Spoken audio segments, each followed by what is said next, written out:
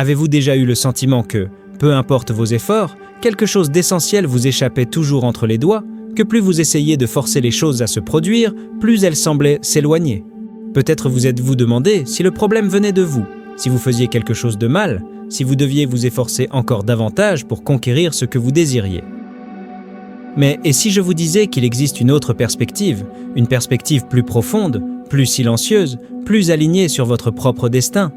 Carl Jung, l'un des plus grands penseurs de l'âme humaine, croyait que ce qui vous appartient véritablement n'a pas besoin d'être forcé, qu'il existe un flux naturel, une synchronicité qui vous relie aux événements, aux personnes et aux chemins qui font partie de votre voyage le plus authentique.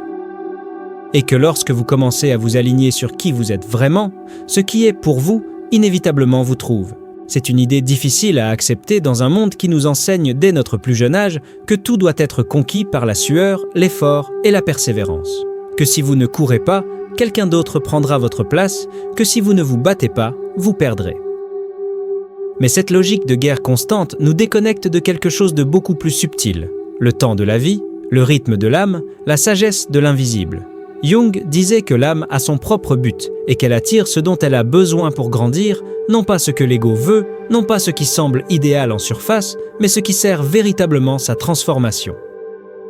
Et c'est pourquoi souvent ce que vous désirez le plus n'arrive pas, parce que vous n'êtes pas prêt, parce que ce n'est pas encore le bon moment, ou parce que, au fond, ce n'est pas ce qui mènera votre âme là où elle a besoin d'aller. Cette compréhension change tout. Elle change la façon dont vous regardez les pertes, les silences, les non de la vie. Elle change votre relation avec le temps, avec l'anxiété, avec l'idée de contrôle. Parce que lorsque vous commencez à faire confiance à ce flux, non pas comme une résignation, mais comme un acte de courage spirituel, quelque chose en vous s'apaise. Le besoin de prouver, de se précipiter, de conquérir à tout prix commence à perdre de sa force. Et à sa place naît une confiance silencieuse, la confiance que oui, ce qui est à vous est en chemin, et que pendant que cela n'arrive pas, vous pouvez vivre, vous pouvez grandir, vous pouvez devenir la personne que vous devez être pour recevoir ce qui est déjà en route.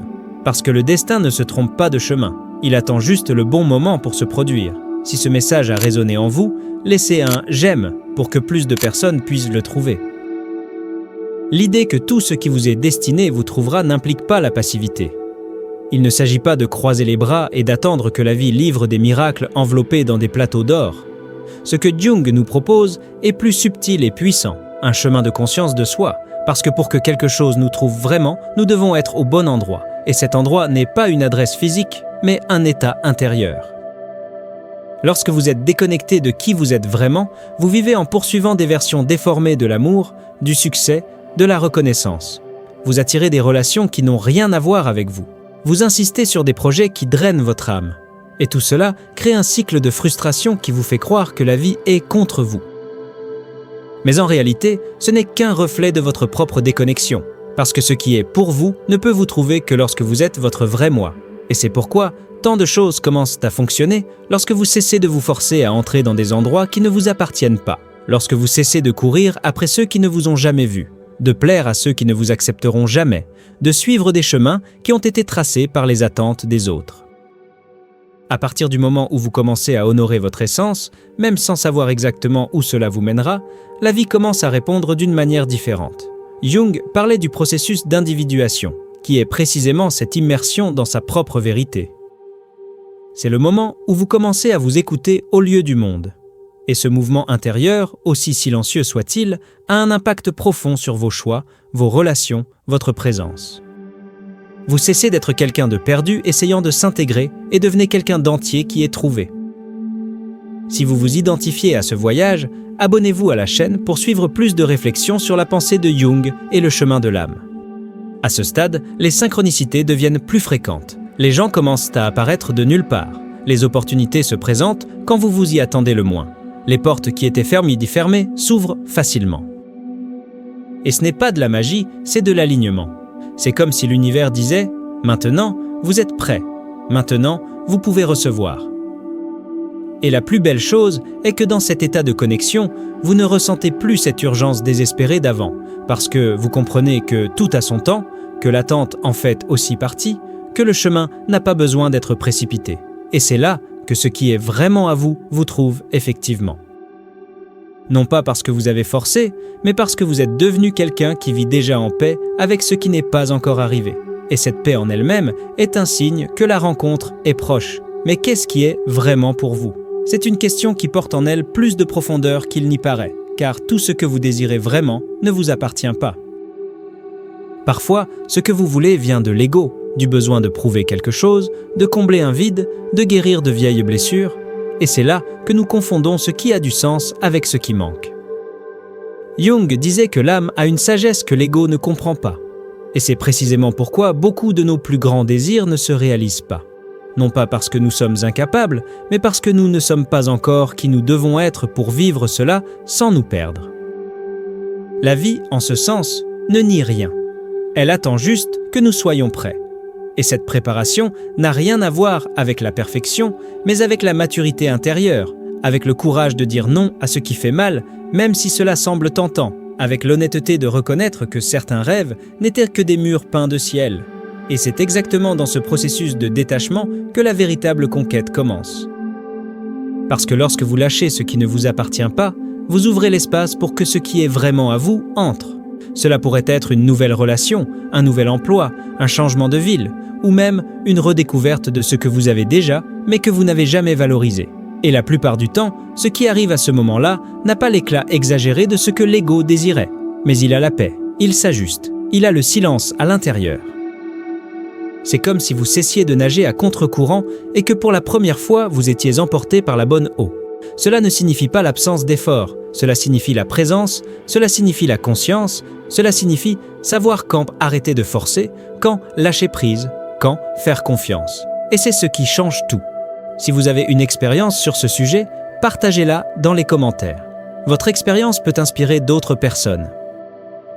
Parce que lorsque vous vivez en forçant des portes qui ne s'ouvrent pas, vous dites à l'univers que vous ne faites pas confiance au temps des choses, que vous ne croyez pas qu'il y ait quelque chose de mieux qui vous attend, que vous préférez vous accrocher au peu, au superficiel, à ce qui fait mal. Mais lorsque vous lâchez prise avec foi et fermeté, vous dites « je mérite plus ». Et ce simple acte d'abandon change la fréquence à laquelle vous vibrez, le chant que vous émanez, les réponses que la vie vous donne. Et ainsi, ce qui est à vous commence à s'approcher doucement, sans fanfare, sans anxiété, parce que ce qui est vrai n'entre pas en faisant du bruit, il entre parce qu'il reconnaît en vous une maison. Et cette maison n'existe que lorsque vous cessez d'être qui le monde vous a dit d'être et que vous commencez à être qui vous êtes né pour être.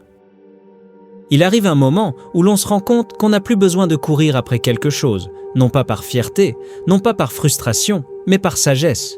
C'est quand on comprend que tout ce qui s'éloigne de nous ne nous a jamais appartenu. Et tout ce qui reste, même face au chaos, au doute et au silence, porte en soi quelque chose qui mérite d'être soigné. Jung voyait l'être humain comme un champ symbolique, où rien n'est accidentel et où tout communique.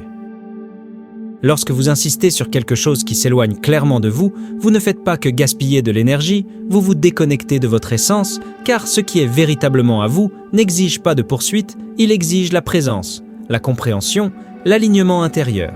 Et cela modifie complètement la façon dont vous voyez les pertes, les rejets, les fins, les silences. Vous cessez de les interpréter comme un rejet et vous commencez à les percevoir comme une redirection.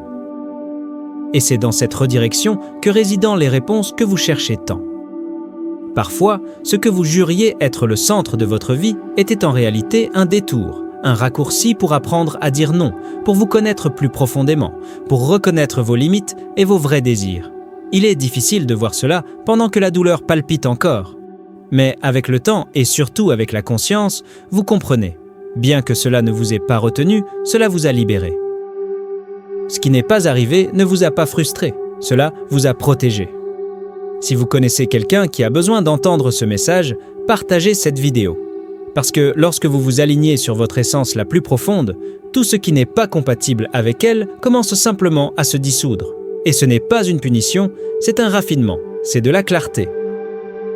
C'est le début d'un nouvel ordre, où vous n'avez plus besoin de supplier pour l'amour, pour l'attention, pour la présence, parce que ce qui est à vous est déjà en chemin et cela ne vous manquera pas.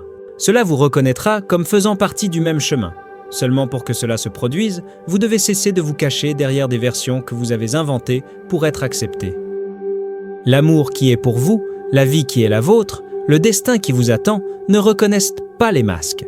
Il ne s'approche que lorsque vous décidez, fermement, de vivre sans filtre, sans armure, sans crainte de paraître vulnérable, car c'est dans la vulnérabilité que réside l'authenticité et c'est là que l'univers trouve les chemins pour vous atteindre. Carl Jung croyait que l'âme attire ce dont elle a besoin pour évoluer, et souvent ce dont l'âme a besoin est exactement le contraire de ce que l'ego désire. Alors, lorsque vous commencez à perdre des choses, des personnes, des opportunités, ne pensez pas que vous êtes puni, pensez que vous êtes vidé pour être véritablement rempli. Ce qui est à vous, vous trouvera, mais vous devez d'abord vous trouver vous aussi.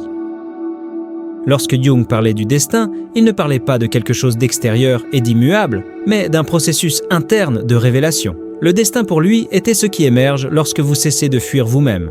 C'est-à-dire que ce qui est à vous ne vous trouvera pas tant que vous vivrez la vie que les autres attendent de vous, en répétant des schémas qui ne sont même pas les vôtres, en essayant de plaire, d'appartenir, de vous intégrer.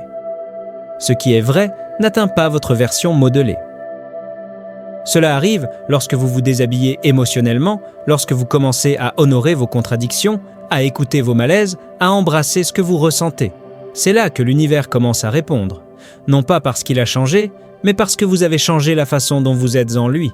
Et alors, ce qui semblait autrefois si difficile, si inatteignable, si improbable, commence à couler comme si cela avait toujours été là, attendant juste votre permission. Cette permission est la clé.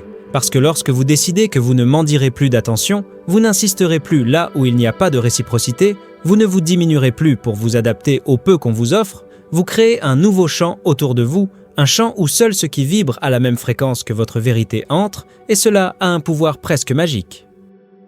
Vous commencez à percevoir que vous n'avez pas besoin de courir, de convaincre, de prouver quoi que ce soit à qui que ce soit. Les connexions qui comptent se produisent naturellement. Les opportunités qui ont du sens vous trouvent sans effort. Les chemins s'ouvrent, non pas parce que vous avez supplié, mais parce que vous vous êtes aligné. Jung appelait cela la synchronicité, ce type d'événement qui ne peut pas être expliqué par la logique, mais qui a une signification profonde. Lorsque vous vivez à partir de votre essence, le monde vous renvoie des signaux, et ces signaux, aussi subtils soient-ils, vous guident comme s'ils étaient des boussoles silencieuses indiquant la bonne direction. Par conséquent, ne désespérez pas si quelque chose que vous désiriez beaucoup ne s'est pas produit. Ne pensez pas que vous avez perdu du temps avec ceux qui ne sont pas restés, ni que ce que vous avez donné à ceux qui n'ont pas su recevoir a été vain. Tout cela faisait partie du chemin. Tout cela vous a façonné pour maintenant.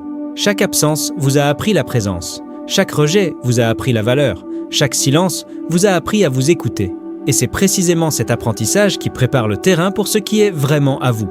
Parce que lorsque vous cessez d'insister sur les portes fermées, d'autres s'ouvrent spontanément. Et ce sont ces portes que vous devez franchir, non pas avec crainte, mais avec courage. Non pas avec doute, mais avec confiance, parce que ce qui est à vous, et c'est là la beauté de cela, n'exige jamais d'efforts désespérés. Cela demande seulement la vérité.